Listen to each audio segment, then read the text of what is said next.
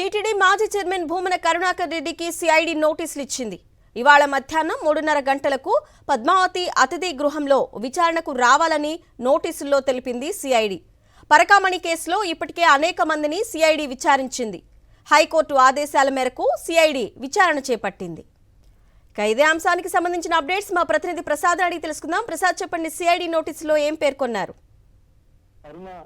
తిరుమల శ్రీవారి పరకామణిలో జరిగిన చోరీ కేసుకు సంబంధించి ఇప్పటికే సిఐడి పలువురిని విచారించడం జరిగింది. నేడు మాజీ టీటీడీ చైర్మన్ భూమన కరుణాకర్ రెడ్డికి సిఐడి నోటీసులు కూడా జారీ చేసింది. ఈ రోజు మధ్యాహ్నం 3:30 గంటలకి తిరుపతిలోని పద్మావతి అతిథి గృహంలో సిబిఐ ముందర హాజరు కావాలని కూడా అందులో నోటీసులో పేర్కొనడం జరిగింది. ఈ సందర్భంగా పరకామణి కేసు ఇప్పటికే మాజీ ఏఎస్ కూడా చనిపోవడం జరిగింది. ఈ మరణం వెనుక అనేక కారణాలు కూడా ఉన్నాయి. దీంట్లో చనిపోయాడా, ఆత్మహత్య చేసుకున్నా లేకపోతే అతన్ని హత్య చేశారనే కోణంలో కూడా దర్యాప్తు జరుగుతున్న పరిస్థితి ఉంది.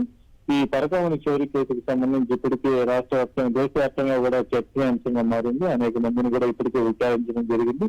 మరోపక్క మాజీ టీటీడీ చైర్మన్ కరుణాకర్ రెడ్డి సంబంధించి కూడా విచారణ చేయాలని గత పాలక మండలిలో బోర్డు తీర్మానం కూడా చేసింది. ఈ సందర్భంగానే సిఐడి ప్రభుత్వం డైరెక్షన్ లో పనిచేస్తూ ఇక్కడ భూమన కరుణాకర్ రెడ్డి కూడా నేటి నోటీసులు కూడా జారీ చేసిన పరిస్థితి మనం ప్రత్యక్షంగా ఈ రోజు చూసాము. ఈ నేపథ్యంలో ఈ రోజు మధ్యాహ్నం 3:30 గంటలకి తిరుపతిలో ఉన్న పద్మావతి అతిథి గృహంలో సిబిఐ ముందర హాజరై అక్కడ వాళ్ళ విచారణ కరుణాకర్ రెడ్డి కూడా హాజరు కాబోతున్న పరిస్థితి ఉంది.